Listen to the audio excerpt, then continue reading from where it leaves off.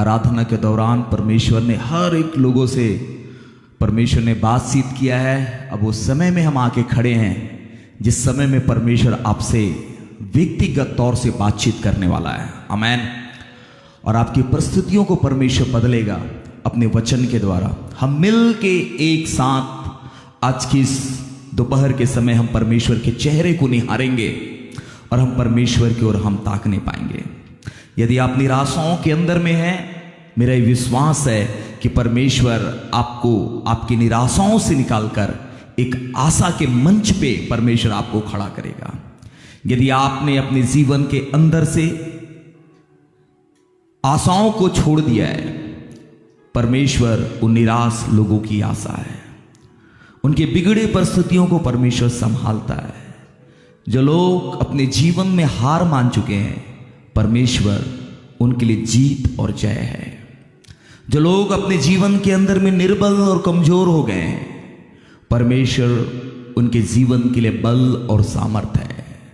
जो अपने परिवार से हताश और निराश हो गए हैं, आज की सुबह परमेश्वर एक नए बल से आपको भरने जा रहा है, एक नई सामर्थ्य से भरने जा रहा है। उसका पवित्र आत्मा आज आपको उठा के खड़ा करेगा। जैसे एलिया के ऊपर में जैसे ही परमेश्वर का हाथ आ गया,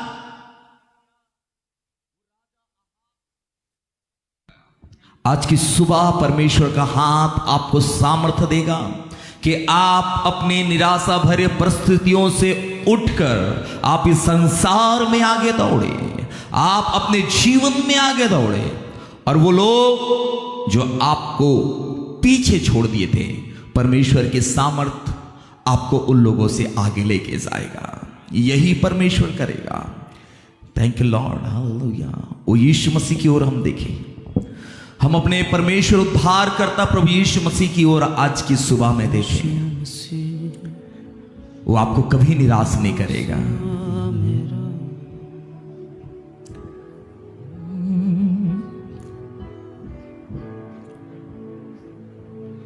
यीशु मसीह भरोसा मेरा, तू ही सहारा है मेरा। मुश्किल समय में तू ही दिलासा, साथ रहेगा तू सदा। यीशु मसीह भरोसा मेरा, तू ही सहारा है मेरा। मुश्किल समय में तू ही दिलासा, साथ रहेगा तू सदा। करुणा भलाई तेरी सदा रहेगी मुझ पर। तेरी विश्वास योग्यता देखूंगा मैं उम्र भर। मैं हाथ उठाकर गाऊंगा, यीशु तेरा नाम रहे ऊंचा। मैं हाथ उठाकर गाऊंगा, यीशु तेरा नाम रहे ऊंचा। मौत से है बचाया मुझे, जीवन नया है दे दिया। नाम लेकर पुकारा मुझे, महिमा से मुझको भर दिया। मौत से बचाया मुझे, जीवन नया है दे दिया। नाम लेकर पुकारा मुझे, महिमा से से मुझको भर दिया, करुणा भलाई तेरी सदा रहेगी मुझ पर, तेरी विश्वास योग्यता देखूंगा मैं उम्र भर, मैं हाथ उठाकर गाऊंगा यीशु तेरा नाम रहे ऊंचा, मैं हाथ उठाकर गाऊंगा यीशु तेरा नाम रहे ऊंचा, हाथ उठाकर गाऊंगा यीशु तेरा नाम रहे ऊंचा। क्या एक बार मिलके कह सकते हैं, यीशु मसीह भरोसा मेरा, तू ही सहारा है मेरा, मुश्किल समय में तू ही दिलासा, साथ रहेगा तू सदा यीशु मसीह, यीशु मसीह भरोसा मेरा, तू ही सहारा है मेरा, मुश्किल समय में आसा, साथ रहेगा तू सदा, करुणा भलाई तेरी सदा रहेगी मुझ पर, तेरी विश्वास योग्यता देखूंगा मैं उम्र भर, मैं हाथ उठाकर गाऊंगा यीशु तेरा नाम रहे ऊंचा, नाम रहे, मैं हाथ उठाकर गाऊंगा यीशु तेरा नाम रहे ऊंचा, यीशु तेरा नाम रहे ऊंचा, प्रभु तेरा नाम रहे ऊंचा, यीशु तेरा नाम रहे ऊंचा।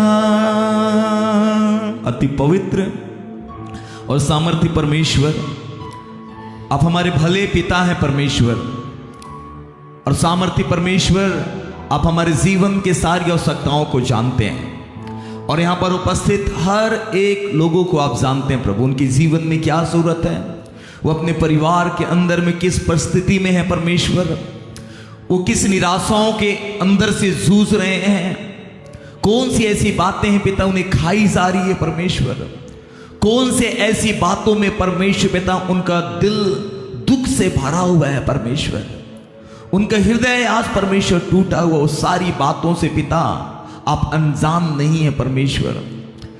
मनुष्य रात के समय जो अपने बिछौने के अंदर में अपने आंसुओं को बहाता है प्रभु, वो आंसू भी आपसे छुपे नहीं है, क्योंकि आप रात के घोर अंधकार को भी पिता दिन के उजियाले के समान देखते हैं। प्रभु मैं प्रार्थना करता हूं, जो अपने जीवन के परिस्थितियों से परमेश्वर जो हार गए, जो आंसुओं को बहा रहे हैं, जिनका हृदय टूटा हुआ है परमेश्वर, आज परमेश्वर एक एक लोगों को अपने हाथ में ले लीजिए। और हम पिता उस स्थान के ऊपर बैठे हैं जहां पे टूटे हुए पात्र बनाए जाते हैं, जहां पे टूटे हुए लोग बनाए जाते हैं, जहां पे सामर्थहीनों को सामर्थ्य दिया जाता, बलहीनों को बल दिया जाता है पिता। जो लोग निराश हो जाते हैं उन्हें आप पिता एक आशाओं को देते हैं पिता। जो लोग रोग और बीमारी से घिरे होते हैं प्रभु, आप उन्हें अपने चंगा करने वाली सामर्थ्य से भरते हैं। उस यहोवा परमेश्वर के चरणों पर पिता आज हम सब मिलकर आए हुए हैं और अपनी शीश को झुकाते हैं और इस बात को कहते हैं प्रभु कि आप हमारे शरण स्थान और गढ़ हैं और आप हमारे छुपने का स्थान है। प्रभु आप हमारे बल हैं। प्रभु आज अपने बल से, अपनी ताकत से, अपनी सामर्थ्य से परमेश्वर एक एक लोगों के जीवन को भर दीजिए, एक लोगों के जीवन को भर दीजिए प्रभु।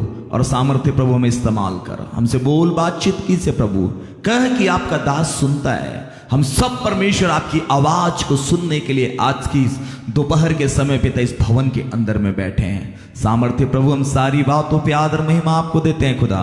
प्रार्थना प्रभु यीशु के नाम होके मांगते खुदा सुन और दया से ग्रहण कीजिए। पूरे लोग कहें आमेन, हालेलुया। आज की सुबह में परमेश्वर की उपस्थिति में आप सभी लोगों का स्वागत करता हूं और परमेश्वर आप सभी लोगों से बोलने और बातचीत करने जा रहे हैं। आमेन।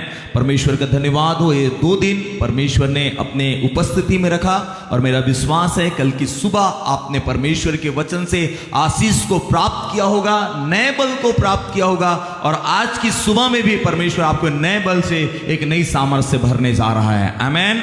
विश्वास करने वाले बोले आमेन, हालेलुया। हमेशा विश्वास करने वाले मुंह अपनी आशा का अंगीकार करता है। आमेन। बोलो परमेश्वर मुझे नए बल से भरने जा रहा है। विश्वास करने वाले जोर से बोले परमेश्वर मुझे नए बल से भरने जा रहा है। हालेलुया। इस दुनिया में रहने के लिए, इस दुनिया में चलने के लिए आपको और मुझको परमेश्वर के बल और सामर्थ्य की आवश्यकताएं हैं। आमेन। जैसे मेरे प्रियो आपको इस शरीर को चलाने के लिए, काम करने के लिए रोज ऊर्जा की जरूरत होती है और उस ऊर्जा को प्राप्त करने के लिए आप एक अच्छे मील्स को लेते हैं, अच्छे फूड को लेते हैं मेरे प्रियो, ताकि आपका ये शरीर अच्छे काम को कर सके। इस दुनिया के अंदर में मेरे प्रियो कहीं पर बुराई है, कहीं पर तंत्र मंत्र की शक्ति है, कहीं पे जादू टोना है, आपके पीछे लोग लगे हुए हैं ताकि आपको गिरा दिया जाए। शैतान आपके बिजनेस, आपके परिवार, आपके मेरे प्रियो व्यक्तिगत जीवन के पीछे लगा हुआ है ताकि शैतान आपको गड्ढे में गिरा दे। इसलिए मेरे प्रियो इस संसार के ऊपर चलने के लिए आपको पवित्र आत्मा की सामर्थ्य की जरूरत है। आमेन। इस पृथ्वी के ऊपर में प्रभु यीशु मसीह मेरे प्रियो जन्म लिए, जैसे ही मेरे प्रियो वो बड़े होते चले गए, एक समय सीमा के साथ में जैसे वह 33-30 साल के हुए मेरे प्रियो, वो परमेश्वर की सेवा के लिए जैसे आगे बढ़े, यरदन नदी में उन्होंने बपतिस्मा लिया और जैसे यरदन नदी से वे बाहर आए, पवित्र आत्मा उनके ऊपर में उतर आया और परमेश्वर ने उन्हें अपने पवित्र आत्मा की सामर्थ्य से अभिषेक किया ताकि इस पृथ्वी के ऊपर में चल सके। हालेलुया। इसी प्रकार से आपको और मुझको इस पृथ्वी के ऊपर में चलने के लिए एक नए बल की जरूरत है। हालेलुया। और वो है पवित्र आत्मा का सामर्थ। आमेन। वो है परमेश्वर का वचन। जब आप और मैं अपने हृदय में परमेश्वर के वचनों को भर लेते हैं, परमेश्वर इस पृथ्वी के ऊपर में आप और मुझको चलने की सामर्थ्य देता है ताकि हम हर एक परिस्थितियों का सामना करके इस पृथ्वी पे जीवंत जीवन को जी सकें। आमेन। आइए मेरे साथ एक वचन को निकालेंगे, यशायाह की पुस्तक उसके 41 अध्याय, और मैं परमेश्वर के वचनों से आपको बांटूंगा। पर यशायाह 41 अध्याय और हम पढ़ेंगे उसके 8, 9, 10, 11 और 12 और 13, 14। शायद मैं आप लोगों के लिए पढ़ूं तो अच्छा रहेगा ना, क्योंकि आप पढ़ेंगे फिर मैं पढ़ूंगा, इसलिए मैं ही आप लोगों के लिए पढ़ूंगा। मैं पढ़ूंगा आप सब सारे लोगों के लिए। यदि आप नोट डाउन करना चाहते हैं, आप नोट डाउन कर सकते हैं। आज हम लोग इधर उधर से कुछ परमेश्वर के वचनों को पढ़ेंगे। कल मैंने आपको वचनों को ज्यादा नहीं खुलाया, लेकिन मैं आज 3-4 जगहों से आपको वचन को बाइबल से खुलाऊंगा और वचन को हम लोग पढ़ेंगे। मैं आप लोगों के लिए पढ़ूंगा यशायाह की पुस्तक उसके 41 अध्याय उसके 8 पद से। यहां पर इस प्रकार से लिखा हुआ है, हे मेरे दास इस्राएल, मेरे चुने हुए याकूब, हे मेरे मित्र अब्राहम के वंश, तू जिसे मैंने पृथ्वी के दूर दूर देशों से लिया और पृथ्वी की छोर से बुलाया, यह कह तू मेरा दास है, मैंने तुझे चुन लिया है, तुझे तजा नहीं, मत डर क्योंकि मैं तेरे संग हूं, इधर उधर मत ताक क्योंकि मैं तेरा परमेश्वर हूं, मैं तुझे दृढ़ करूंगा और तेरी सहायता करूंगा, अपने धर्म में दाहिने हाथ से मैं तुझे संभाले रहूंगा। देख जो तुझसे क्रोधित हैं वे सब लज्जित होंगे, जो तुझसे झगड़ते हैं उनके मुंह काले होंगे और वे नष्ट होकर मिट जाएंगे। जो तुझसे लड़ते हैं उन्हें ढूंढने पर भी तू न पाएगा। जो तुझसे युद्ध करते हैं वे नष्ट होकर मिट जाएंगे। क्योंकि मैं तेरा परमेश्वर यहोवा तेरा दाहिना हाथ पकड़कर कहूंगा, मत डर, मैं तेरी सहायता करूंगा। हे कीड़े सरीख है याकूब, हे इज़राइल के मनुष्यों, मत डरो। यहोवा की यह वाणी है, मैं तेरी सहायता करूंगा। इज़राइल का पवित्र तेरा छुड़ाने वाला है। आमीन। अपनी बाइबल को बंद कर लीजिएगा, मेरी ओर ध्यान से सुनिएगा। मेरी प्रियो, जिस पद और जिस अध्याय को हम लोग पढ़ रहे हैं, ये मनुष्य की एक पीड़ा की दशा है यहाँ पे, और परमेश्वर की एक महानता हम यहाँ पे देख सकते हैं। मनुष्य की पीड़ा और परमेश्वर की महानता, कि कैसे एक मनुष्य पीड़ा के अंदर में है और उस पीड़ा से भरे हुए मनुष्य के ऊपर में परमेश्वर की महानता प्रकट होती है। यहां पर परमेश्वर बात कर रहा है इज़राइल के विषय में। इज़राइल एक ऐसा राष्ट्र है जो बार बार अस्तित्व में आया और बार बार अपने शत्रुओं के द्वारा गिराया गया। बार बार वो खड़ा होता था और बार बार कई देश के लोग आते थे और उसको नाश कर देते थे। कई बार उसको गुलामी के अंदर में लेके गए। जो इज़राइल है वो इज़राइल एक बार नहीं, कई बार गुलामी के अंदर में चला गया। और कोई 1 साल 2 साल की गुलामी नहीं, वर्षों की गुलामी। जब वो मिस्र के अंदर में जब वो गुलाम बन के गया, वो मेरे प्रिय 430 साल गुलाम था। वो मेरे प्रिय फारस के राजा के वो गुलामी के अंदर में चला गया, बेबीलोन के अंदर गुलामी के अंदर में चला गया। और ये जो फारस है, ये जो मिस्र है, ये जो बेबीलोन है, ये कोई साधारण देश नहीं है, ये बहुत ताकतवर देश है। इन्होंने राज्यों के ऊपर में, वर्ल्ड के ऊपर में इन्होंने साम्राज्य किया है। ये वर्ल्ड एम्पायर देश थे। और एक छोटा सा देश, थैंक यू भैया, एक छोटा सा देश इज़राइल, जिसको परमेश्वर ने चुना अपने वंश अब्राहम के द्वारा, वो बार बार गुलामी गुलामी और गुलामी। और वो गुलामी कोई साधारण गुलामी नहीं हुआ करती थी। जब जब लोग आते, इस इज़राइल को पूरी रीति से नाश कर देते थे। उनके शहर को नाश कर देते, उनके घर को नाश कर देते, उनके घरों को बार बार जला दिया जाता, उनके आराधनालयों को तोड़ दिया जाता, उनके बच्चों को गुलामी के अंदर में लेके चले जाया करते थे। ये क्यों होता? ये इसलिए होता, ये इज़राइल के पाप के कारण। जब जब इज़राइल जब पाप करता, परमेश्वर किसी ऐसे देश को उभारता और वो देश उभर के आता और इज़राइल को गुलाम बना के लेके चला जाता, इज़राइल के ऊपर में आक्रमण कर देता। और वो आक्रमण जब दूसरे देश के लोग करते थे, वो आक्रमण आंख से आंसू को निकाल देने वाला आक्रमण हुआ करता था, हृदय को कचोड़ देने वाला आक्रमण हुआ करता था। मेरे प्रियो, इंसान सोच नहीं सकता है ऐसे ऐसे आक्रमण इज़राइल के अंदर में हुए। वो इसलिए क्योंकि इज़राइल जीवते परमेश्वर को छोड़ के हर बार मूर्ति पूजा की ओर में फिर जाता, जीवते परमेश्वर को छोड़ के ऐसे आराधना की ओर फिर जाता जो परमेश्वर के सामने मेरे प्रियो ग्रहण योग्य नहीं था। लेकिन मेरे प्रियो, परमेश्वर की दया देखिए, जब जब इज़राइल पाप के अंदर में जाता, जीवते परमेश्वर को छोड़ देता, गुलामी के अंदर में चला जाता, जब जब इज़राइल अपने आंखों से आंसू को बहाता, जब जब यहूदी लोग मेरे प्रियो अपने जीवते परमेश्वर की ओर फिरते थे, परमेश्वर उनके ऊपर में दया करता था। हालेलुया। यही तो परमेश्वर की महानता है, यही तो परमेश्वर की महानता है कि परमेश्वर पश्चातापी हृदय की ओर अपने मुंह को फेरता है।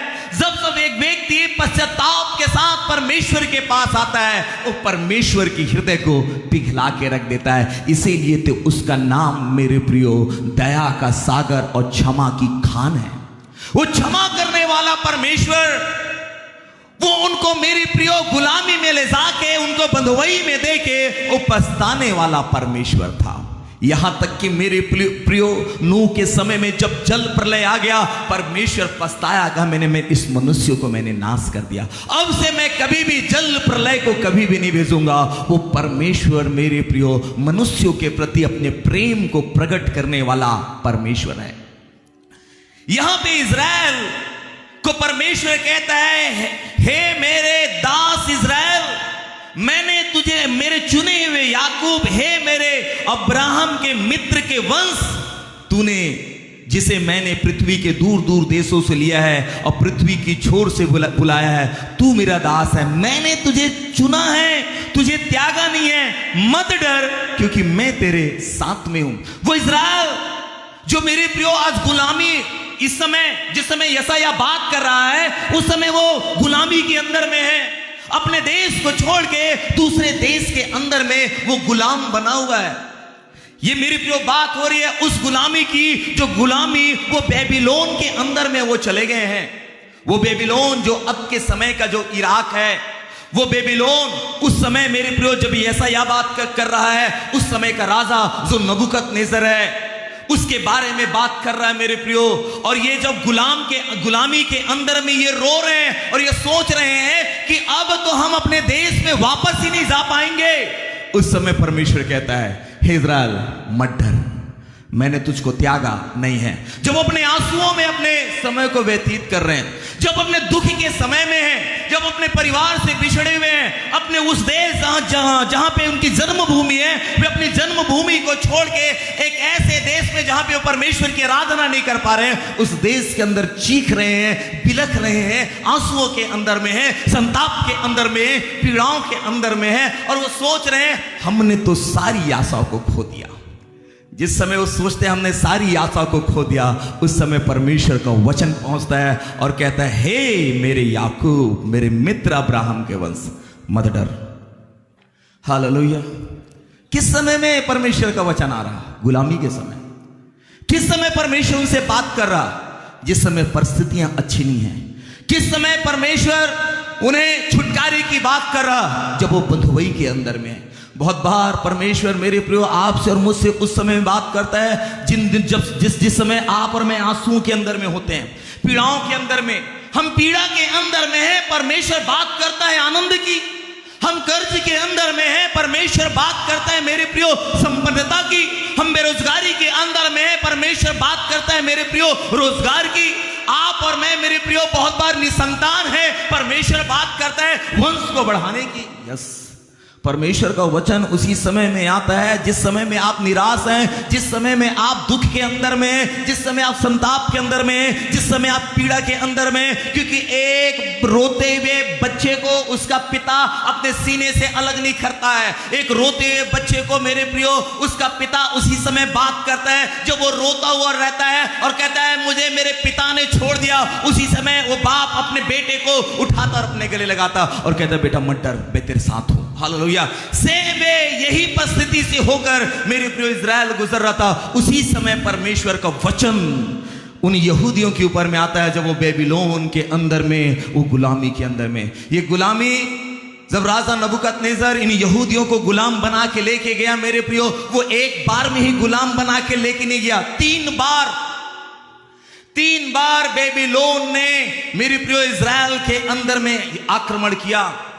और वे जो गुलाम बनाए गए वो 70 साल के लिए गुलाम बनाए गए। जो फर्स्ट बार नबूकदनेस्सर ने जब आक्रमण किया यरूशलेम के अंदर में, तो वहां से उन यहूदी जवानों को उठा के लेके गया नबूकदनेस्सर, जो बुद्धिमान थे, जो शास्त्रों का ज्ञान रखते थे, जो जवान अपने आप को परमेश्वर के लिए पवित्र और अलग रखे हुए थे,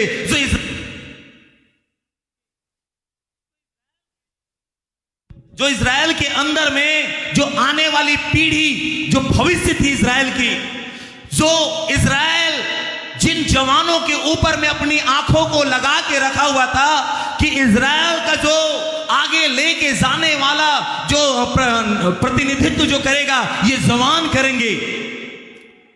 जो जवान परमेश्वर के वचनों के ऊपर में मन लगा रहे थे, जो जवान परमेश्वर की शिक्षा की ओर आगे बढ़ रहे थे, जब नबूकदनेस्सर आया तो फर्स्ट टाइम मेरे प्रियो इन्हीं जवानों को गुलाम बना के लेके चला गया। माता पिता रो रहे हैं, हमारे जवान बच्चे जिन पर ये इज़राइल का भविष्य टिका हुआ था, राजा नबूकदनेस्सर ने उठा के लेके चला गया। आशा खो दी, कौन इज़राइल को आगे लेके जाएगा? किसके कांधों में इज़राइल का भविष्य अब टिकेगा? माता पिता आशा खो दिए, वो रो रहे थे, बिलख रहे थे, हमारे बच्चे गुलाम बन के चले गए। आपको पता है आज कई परिवार अपने बच्चों के लिए रो रहा, क्यों? क्योंकि शैतान ने गुलाम बना लिया। नशे, व्यभिचार, ड्रग्स, उन्होंने मेरे प्रियो अपने फ्यूचर को खो दिया। कई और जगह मेरे प्रियो अपने माता पिता को छोड़ के अपने भविष्य को संवारने के लिए कहीं दूसरे जगह पे वो जॉब के लिए शिफ्ट हो गए। लेकिन वो उनका जो जॉब करना था मेरे प्रियो, वो क्या हुआ? वे अपने भविष्य को नहीं बना पाए, लेकिन और शैतान ने उनको नीचे लेके चला गया। वे नशे के अंदर में लिप्त हो गए, वो भूल गए अपने परिवार को। आज कई माता पिता रो रहे हैं कि हमारे बुढ़ापे के समय, हमारे वृद्धा अवस्था के समय कौन हमें सहारा देगा? हमारा भविष्य, हमारा जो उजियाला था वो कहते हैं बुझ गया, हमारा दिया बुझ गया। सेम वे इज़राइल के हर एक घराना यही सोच रहा था। जिस इज़राइल का भविष्य जिन जवानों के कांधों में टिका हुआ था, वो दिया लगता है बुझ गया। दूसरी बार जब नबूकदनेस्सर ने इज़राइल के ऊपर में जब हमला किया, तो उसने मेरे प्रियो वहां के मंदिरों को नष्ट कर दिया। जो यहूदियों के लिए जो घमंड का विषय था आराधना, जो उनके लिए घमंड का विषय था उनका मंदिर, वो आराधनालय, उसको तहस नहस कर दिया। पत्थर पर पत्थर रख नहीं छोड़ा, उसको नाश कर दिया, आग लगा दिया गया। और वहां पर घृणित वस्तु को काट के परमेश्वर की महिमा वहां से उड़ गई। बहुत बार हम सोचते हैं ये क्या हो गया हमारे जीवन के अंदर। पहले सब परमेश्वर की उपस्थिति मुझको नहीं लगता, अब मैं प्रार्थना करती हूं तो ऐसा लगता नहीं कि अब परमेश्वर मुझसे बात करता है। बाइबल पढ़ने का भी लोगों को मन नहीं करता। वो पढ़ना तो चाहते हैं, लेकिन जैसे ही पढ़ना प्रारंभ करते हैं, मैं कहता मुझको ऐसा लगता ही नहीं है कि परमेश्वर मुझसे बात कर रहा। उपवास में मेरे प्रियो अब वो बात ही नहीं रह गई पहले जैसे, उनके प्रार्थना में वो बात ही नहीं रह गई पहले जैसे। वो कहते सब कुछ ऐसा लग रहा चला गया, उनको ऐसा लगता है परमेश्वर छोड़ के चला गया। दूसरी बार का हमला मेरे प्रियो, उनके मंदिरों को खत्म कर दिया गया। वहां से कई याजकों को पकड़ा गया, वो मंदिर में आराधना करने वालों को पकड़ा गया, उनको घसीट घसीट के मेरे प्रियो बेबीलोन लेके चले गए। जब तीसरी बार नबूकदनेस्सर ने जब हमला किया, तो वहां के सब लोगों को उठा के लेके गया, घर को तहस नहस कर दिया, तोड़ दिया गया। घर के लोगों के घरों को, परिवारों को उठाया गया, बच्चों को उठाया गया और सब लोगों को उठा के लेके चले गए। जब वो पीछे पलट के देख रहे थे होंगे, तो क्या देख रहे थे पता है? जला हुआ मंदिर। जब राजा नबूकदनेस्सर उनको घसीट के लेके जा रहा, वे बार बार पीछे पलट के देखते होंगे। उनका टूटा हुआ घर, उनका जला हुआ घर, उनके जला हुआ परमेश्वर का आराधनालय, वो खंडहर यरूशलेम। वो कहते होंगे हमारा घर टूट गया, हमारा परिवार टूट गया। वो कहते होंगे अब हम कहां पे आराधना करेंगे। इसलिए यिर्मयाह कहता है, यिर्मयाह इस बात को कहता है कि मानो हमारे वीणा और हमारे सितार मजनू पेड़ पे टंग गए, हम कहां आराधना करेंगे। सब कुछ मानो वो खो रहे हैं।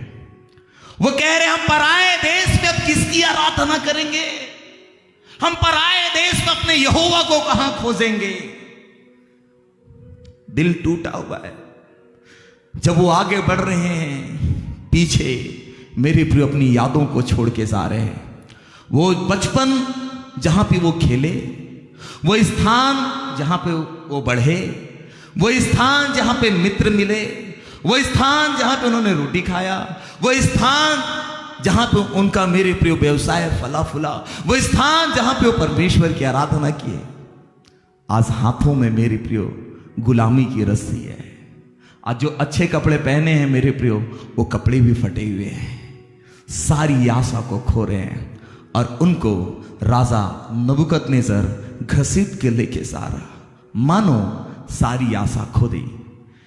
शैतान इसी प्रकार से जब किसी मनुष्य के ऊपर में हमला करता है, वो एक बार नहीं कई बार हमला करता है। एक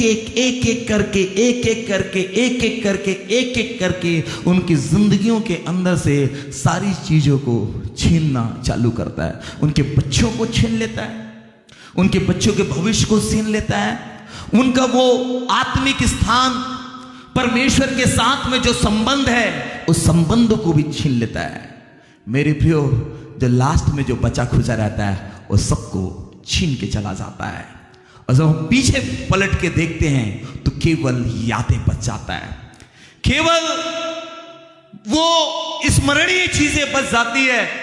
उनको देख के इनका हृदय इतना दुखित है, ये रो रहे हैं, बिलख रहे हैं और उस गुलामी के अंदर में चले गए। और जब गुलामी के अंदर में जाते कहते हैं ये कौन होगा जो हमको बचाएगा।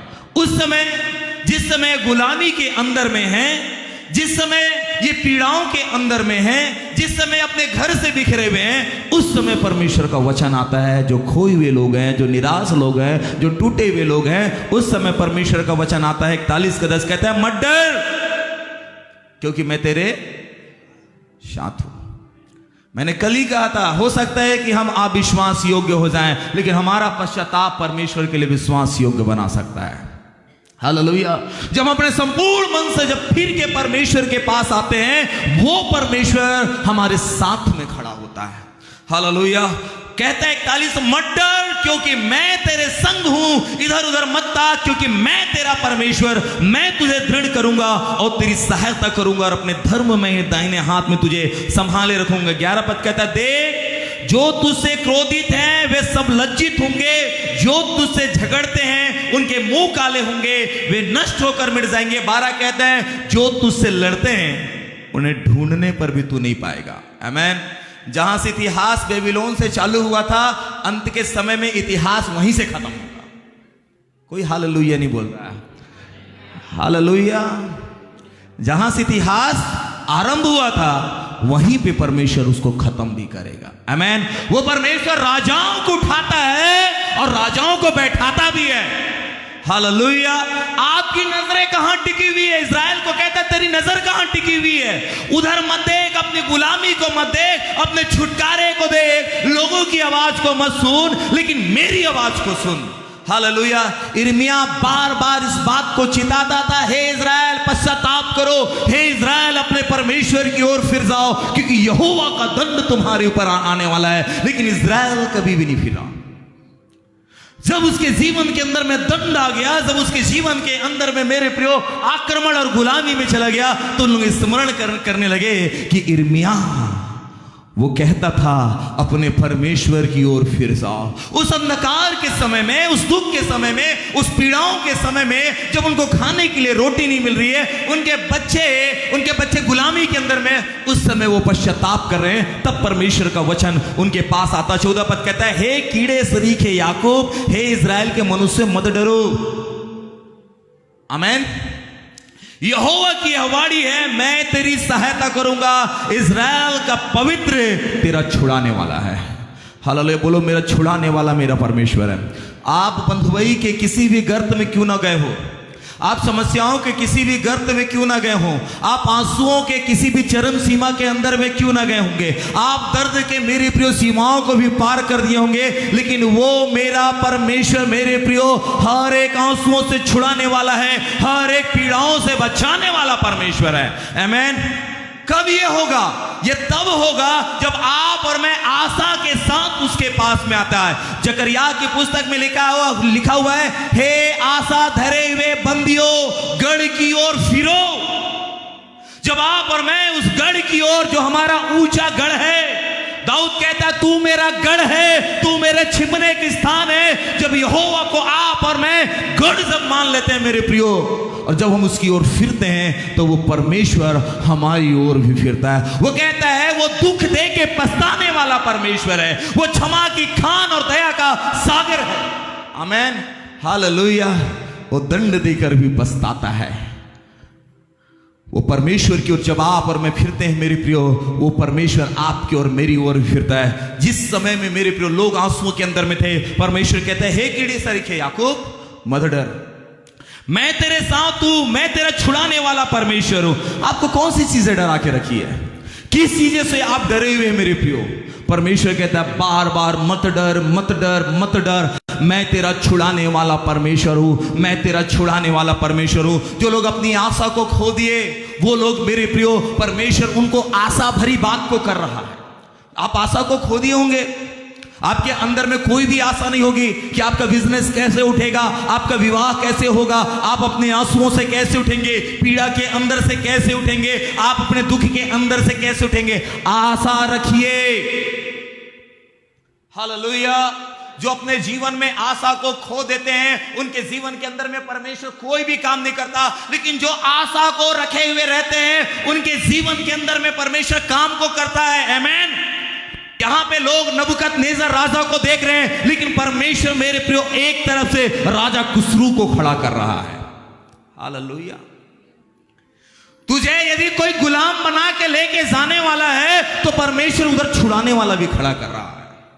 यदि अब्राहम, यदि परमेश्वर ने तुझे से यदि इसहाक को मांगा है उस मोरिया पर्वत के बलिदान करने के लिए, तो उधर से यहोवा ईरे एक मेमने को भी खड़ा कर रहा है। हालेलुया। यदि तेरी समस्या तुझे इधर दिखाई दे रही है तो परमेश्वर तेरे पीछे उपाय को भी लेके आ रहा है। हे यहूदियों, यदि तुझे राजा नबूकदनेस्सर दिखाई दे रहा तो परमेश्वर एक अन्य जाति राजा खुसरू को भी तेरे छुड़ौती के लिए खड़ा कर रहा है। आमीन। हालेलुया। बहुत बार हम इस बात को सोचते हैं मेरे प्रिय लोगों कि परमेश्वर केवल अपने लोगों से हमारे जीवन में सहायता भेजना जानता है, लेकिन आपको बताऊं परमेश्वर अन्य जातियों को भी खड़ा कर सकता है हमारे छुटकारों के लिए, क्योंकि राजा का मन परमेश्वर के हाथ में है। उनके मन को नदियों के समान में मोड़ के रख देता है। Trust him. परमेश्वर के ऊपर में भरोसा करें। वो परमेश्वर आपके लिए कहीं से भी मार्ग को निकाल सकता है। आमीन। आपकी उदासी के समय में, आपकी निराशाओं के समय में वो परमेश्वर मार्ग निकालना जानता है। जिस समय एलिया मेरे प्रियो उसने बड़े बड़े काम को किया, एलिया मेरे प्रियो वो बाल के नबियों को वो मार गिराया अकेला। जब उसने प्रार्थना की मेरे प्रियो उस वेदी के ऊपर में आग गिर गया, लेकिन एक स्त्री ने, इजबेल ने उसे कह दिया कि मेरे उस बाल देवता की सौगंध जब तक मैं तुझको मार न डालूं, मेरे साथ ही वरन मेरे साथ ऐसा मेरे साथ होने पाए। एलिया डर गया, भागने लगा, जाके झाऊ के पेड़ के नीचे वो बैठ गया। वो कहता प्रभु मैं मरना चाहता हूं, मुझे उठा ले। परमेश्वर उसके पास आता, उसके सीने में हाथ मारे, उठ, उठ, खा और पी। परमेश्वर से कहे तू क्यों निराश है, तू क्यों उदास है। परमेश्वर को पता है कि एक व्यक्ति जब निराशा के अंदर में होता है वो खाना को त्याग देता है। यदि किसी चीज की जरूरत है वो है खाना। निराशा के समय, हताशा के समय कोई खाना नहीं खाता, भूख मिट जाता है। भूख लगा भी है, खाने की इच्छा नहीं होती है। परमेश्वर जानता है इससे पहले मैं उसको उत्साहित करूं, मैं उससे कहूंगा उठ, खा और पी, तुझे लंबा चलना है। और आगे जाता है परमेश्वर मेरे प्रियो और उसको खिलाता है। जाके वो गुफा के अंदर में छिप जाता है। वो परमेश्वर को पुकारता है। प्रभु कहते हैं तेरा काम यहां नहीं है। क्या काम है एलिया तेरा यहां? हो सकता है आप निराशा के समय आप किसी अपने मित्र के पास जा रहे होंगे, रिश्तेदारों के पास जा रहे हो, अकेले में अपने आप को बंद रखे हो। परमेश्वर कहता है क्या उनके पास जा रहे हो, क्यों अपने आप को यहां पर रखो। यदि तुझे करना है अपनी समस्याओं में भी आगे बढ़। हालेलुया। मैं आपको बताऊं, मेरे साथ भाई तरुण है, हमारी जिंदगी के अंदर में कई समस्या आई, परिवार के अंदर में चुनौतियां, मिनिस्ट्री के अंदर में चुनौतियां, लेकिन हर एक चुनौती में हम कभी रुके नहीं। हम परमेश्वर के काम को आगे करते गए और बढ़ते ही गए। हालेलुया। हर एक चुनौतियों में मेरे प्रिय हम बैठ के नहीं थे। हर एक चुनौतियों में हम अपने आप को घर के अंदर में बंद नहीं किए। यदि घर के अंदर में यदि अपने आप को बंद किया तो केवल प्रार्थना के लिए और परमेश्वर के साथ समय व्यतीत करने के लिए। आमीन। कई लोग दुख के समय में बिस्तर में सो जाते हैं, उनको सोना अच्छा लगता है, सो जाएंगे चुपचाप, किसी से बात नहीं करेंगे। लेकिन हम कभी अपनी चुनौतियों के अंदर में, अपने बिस्तर के अंदर में नहीं सोए। रूम में अपने आप को अकेले बंद किया, यदि रूम में बंद किया तो केवल परमेश्वर की उपस्थिति के लिए किया। आमीन। और हर बातों में परमेश्वर की सेवा में आगे बढ़ते गए। हमारी चुनौतियां, हमारे परिस्थितियों को हमने हमेशा पीछे रखा और हम आगे बढ़ते रह गए। इसी प्रकार से एलिया को परमेश्वर पूछता है, तेरा यहां पर क्या काम है? तेरा काम यहां पे नहीं है, तेरा काम परमेश्वर के पर्वत पे है। हालेलुया। तेरा काम परमेश्वर के पर्वत पे है, वहां पे चढ़ जा। वो निराशा के समय परमेश्वर उससे बोलता और बातचीत करता है। मेरे प्रियो, परमेश्वर उसके जीवन के ऊपर में उन निराशाओं के समय में अपनी दृष्टि को रखा हुआ है। एक समय आता है कि एलिया को परमेश्वर, मेरे प्रियो, अपने साथ उठा के लेके चला जाता है। और इस समय मैं ऐसा सोचता हूं, कभी कभी जब परमेश्वर से और एलिया से, परमेश्वर और एलिया के बीच में जब बात होती होगी, परमेश्वर कभी कभी उसको बोलते, एलिया सुनना, तू कैसे इंसान था याद है? तो एक समय मौत मांगा था अपनी जिंदगी में क्या मांगा? देख, मैंने तेरे को मौत नहीं दिया, यदि उस दिन तू मर जाता तो। हम क्या सोचते हैं, परमेश्वर क्या सोचता है? हमारी सोच में, हमारी समझ में और परमेश्वर की समझ में जमीन और आसमान का अंतर है। Hallelujah, hallelujah. एलिया कहता था मैं मर जाऊंगा, प्रभु बोला देख मैं तेरे को जिंदा उठा के लेके आ गया। आमीन। आप अपनी निराशाओं के समय में क्या सोचते हैं, इस बात को माने मत रखिए। परमेश्वर आपसे क्या कहता है, इस बात को सुनो। हालेलुया। इज़राइल जिस समय गुलामी के अंदर में है, उस गुलामी में कहता है परमेश्वर, हे कीड़े सरीखे याकूब, हे इज़राइल के मनुष्यों, मत डरो, यहोवा की यह वाणी है, मैं तेरी सहायता करूंगा। इज़राइल का पवित्र और छुड़ाने वाला मैं हूं। आमीन। परमेश्वर राजाओं का पतन कर, घमंड के अंदर में आ गया। सुनो, राजा नबूकदनेस्सर घमंड के अंदर में आ गया। मैं ही तो हूं जो सब जातियों को जीता हूं, मैंने ही तो इस राज्य को खड़ा किया। परमेश्वर बोला, अच्छा, यदि मैंने तुझको खड़ा किया है, मैं तुझको गिराऊंगा भी। आपको पता है कि राजा नबूकदनेस्सर का हश्र क्या हुआ? गिरा, पशु बन गया, घास चरने लगा। परमेश्वर ने उसका पतन कर दिया। हालेलुया। यदि परमेश्वर उठाना जानता है, प्रभु गिराना जानता है। हालेलुया।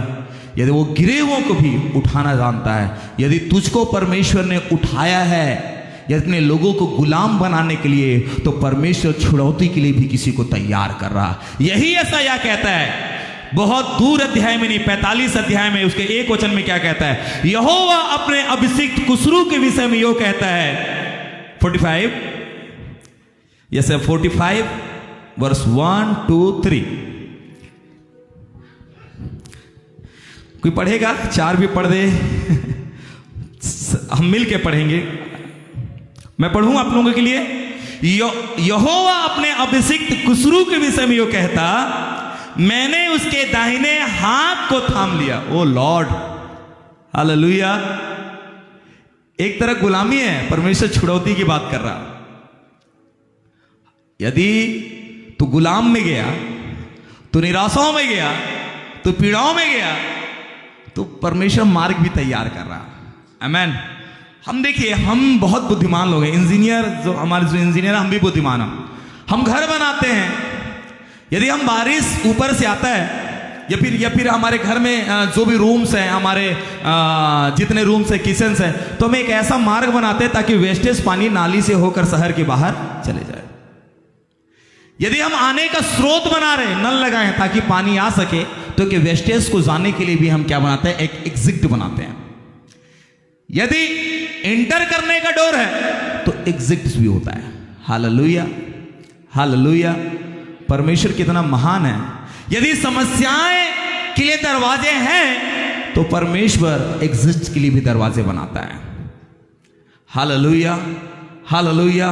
इसलिए लिखा हुआ है, परमेश्वर तुम्हें सहन से ज्यादा परीक्षा में पढ़ने नहीं देगा, उसके साथ तुम्हारे लिए वो निकास का मार्ग भी बनाएगा। आमीन। बोलो, मेरे लिए, मेरे दुख के लिए निकास का मार्ग है। मेरे दुख के लिए निकास का मार्ग है। आमीन।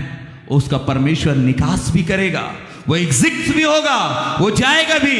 यदि उसने नबूकदनेस्सर को खड़ा किया गुलामी के लिए, तो परमेश्वर के छुटकारे के लिए कुसरू को भी खड़ा करेगा। आमीन। यदि तेरे जीवन के अंदर में दुख आया है तो परमेश्वर तेरे लिए मार्ग भी तैयार करेगा ताकि तू आनंद के साथ चले। हालेलुया। तेरे अंदर में छुड़ौती भी आए। क्यों आप निराश हो रहे हो? अपनी आशाओं को मत खोइए। हालेलुया। उस सर्वशक्तिमान परमेश्वर पे विश्वास कीजिए। ओ याकूब को विश्वास ही नहीं हो रहा था होगा, इसलिए कहता है, हे कीड़े सरीखे याकूब मत डर, मैं परमेश्वर हूं, आई एम द लॉर्ड, मैं तुझे छुड़ाने वाला परमेश्वर हूं। आमीन। मिस्र के राजा फिरौन ने कहा, कौन परमेश्वर? चुनौती दिया मूसा, कौन परमेश्वर, कौन तुझको छुड़ाएगा? रुक, टाइम आने दे। हेलो मूसा, क्या टाइम आने दे, कौन परमेश्वर पता चलेगा ना। कई लोग, तेरे को मैं श्राप दे रहा हूं, तो टाइम आने दे बेटा, टाइम आने दे। हालेलुया। किससे तू, मैं थोड़ा सा दूसरे से किससे तू पंगा ले रहा है ना, पता चलेगा। हालेलुया। सर्वशक्तिमान परमेश्वर, राजाओं ने ललकारा, उस परमेश्वर के विरोध में खड़े हो गए, लेकिन परमेश्वर ने बोला टाइम आने दे। कल मैं बता रहा टाइम के विषय में ना, क्या लिखा हुआ है कि वो सब चीज अपने समय में सुंदर बनाता है। हमारी भाषा में यदि हम बोले तो मेरा भी टाइम, हेलो मेरा भी टाइम। कई लोग टी शर्ट में ले, मेरा टाइम आएगा। एक्चुअली वो कोई बनाया होगा डायलॉग, लेकिन ये परमेश्वर का वचन है। हालेलुया। मेरा भी टाइम आएगा, मेरा परमेश्वर का टाइम आएगा ना बेटा।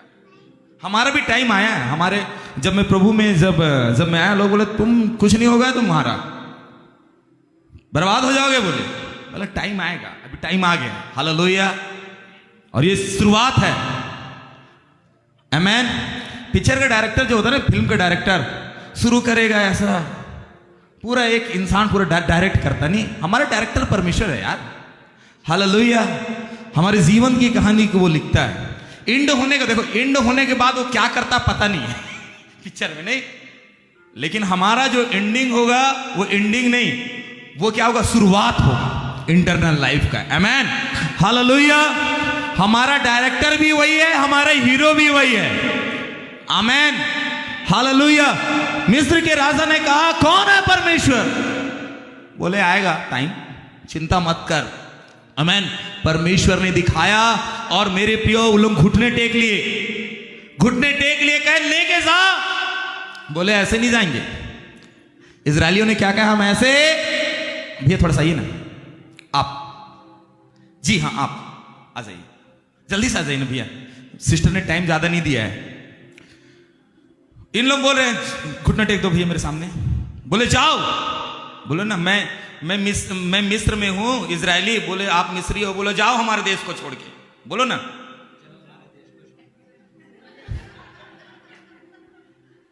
बोलो जाओ, हम आपके सामने घुटने टेकते हैं। ये लोग क्या बोलेंगे, अच्छा 430 साल से गुलाम बना के रखे, टाइम आया ना, जान गए ना मेरा परमेश्वर कौन है। हेलो, अच्छे से बजा दीजिए प्रभु के लिए। सोना चांदी सब पहने थे ना। काला सोना मैं पहली बार देख रहा हूं, इसलिए आप लोगों को नहीं बुलाया। नहीं तो आप लोग दूसरा समझ लेते। 430 साल सेवा किए हैं, 430 साल सेवा किए हैं, फ्री में जाएंगे? मजदूरी निकालो, ईटा बनाए, चिकन बिरयानी खिलाना चाहिए, खाते थे महल में बिरयानी, हमको देते थे भूसे की रोटी। उतारो, कान का उतार लिए। अरे बेटा कान की पहने रही, कान का उतार लिए, हाथ का उतार लिए, मजदूरी। आमीन। थैंक यू, चले जाइए। सब उतार लिए, हमारी मजदूरी चाहिए। आमीन। जब थे तो हम डर के साथ थे, जाएंगे सीने को बचौड़ा करके जाएंगे। आमीन। सुनिए, ये परमेश्वर है।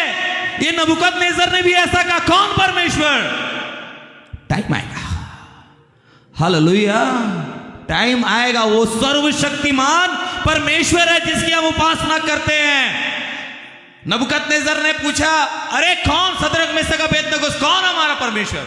सदरक मेशक अबेदनगो ने कहा, टाइम आएगा, डाल तो भट्ठे में, हालेलुया, डाल तो भट्ठे में, डाला सब भट्टे में।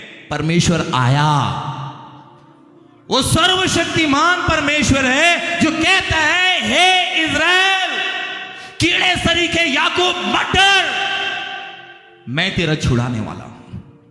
तेरे आंसुओं में, तेरे गुलामी में, तेरे हर एक दर्द में मैं छुड़ाऊंगा। ये किसी ने तुझको गुलाम बनाया, तो मैं किसी को खड़ा कर रहा हूं। वो सूर्य को उदय करता है और सूर्य को अस्त भी करता है, हालेलुया।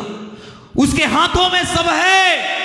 वही तो है जो लाल समुद्र को दो भाग कर देता है, पानी को दाखरस में बदल देता है। वही तो परमेश्वर है मेरे प्रियो, जो आपके और मेरे मस्तिष्क को ऊंचा कर देता है, हालेलुया। वो कहता है, मत डर, मैं इज़राइल का परमेश्वर, मैंने तुझको चुना हुआ है। और मेरे प्रिय, इसी 45 अध्याय में परमेश्वर क्या कहता है? यहोवा अपने अभिषिक्त खुसरू के विषय में यो कहता है, मैंने उसके दाहिने हाथ को थाम लिया है कि उसके सामने जातियों को दबा दूं और राजाओं के कमर को ढीली करूं और उसके सामने फाटकों को ऐसा खोल दूं कि वो फाटक बंद न किए जाए। मैं तेरे आगे आगे चलूंगा, तेरी ऊंची ऊंची भूमि को चौरस करूंगा, पीतल के किवाड़ों को तोड़ डालूंगा, लोहे के बाड़े को टुकड़े टुकड़े कर डालूंगा।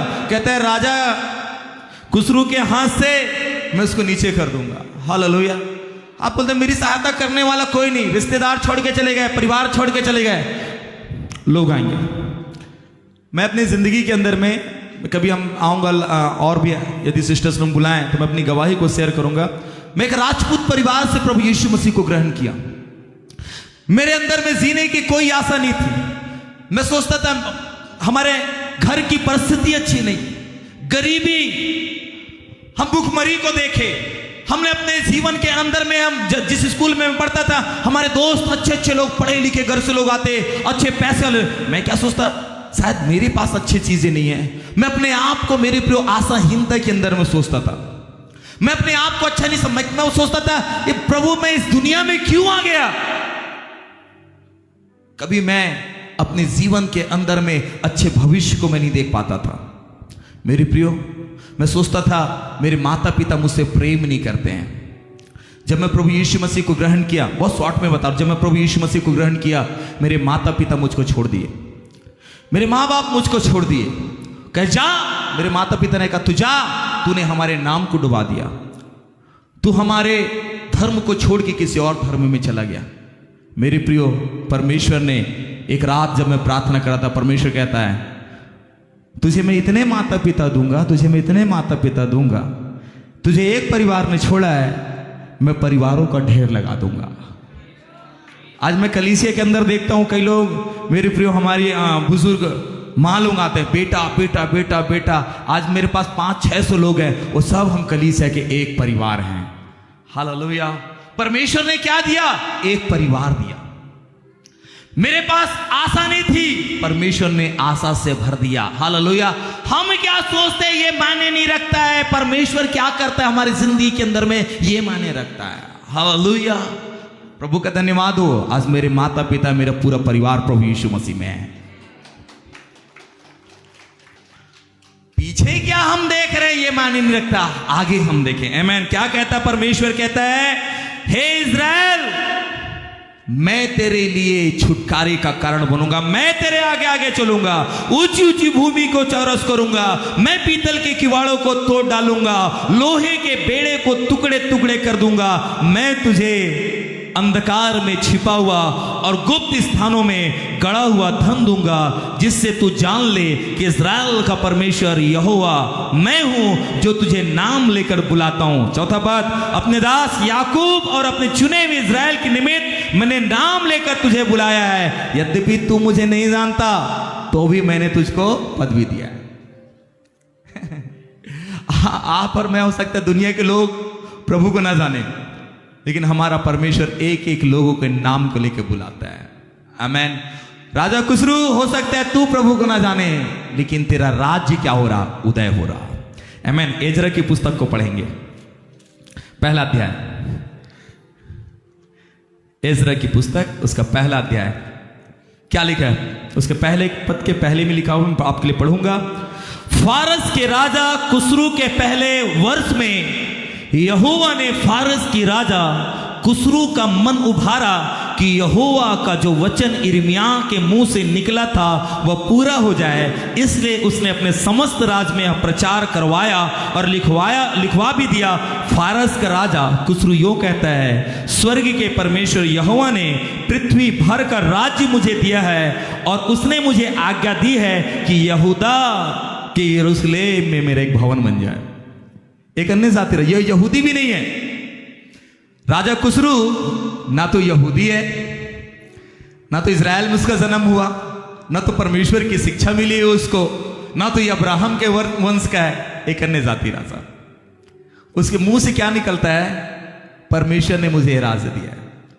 मेरे लिए कौन खड़ा होगा, आपके लिए कौन खड़ा होगा? परमेश्वर किसी को भी खड़ा कर सकता है। बोलो, परमेश्वर मेरे लिए किसी को भी खड़ा कर सकता है। आमेन, हालेलुया। जहां से वो बोता नहीं है वहां से वो काटता है। जहां से आपने बोया नहीं वहां से आप काटेंगे, जहां से आप सोचोगे भी नहीं वहां से परमेश्वर मिलेगा। हम एक जगह गए, हम लोगों ने प्रचार किया, ठीक है, आप उसको अन्यथा मत लीजिएगा। हम दोनों ने प्रचार किया सुबह शाम 2-3, लास्ट में प्रार्थना हुआ, चले गए हम लोग। वो जो रहता है ना, हम लोग हाथ मिलाते हैं, कुछ नहीं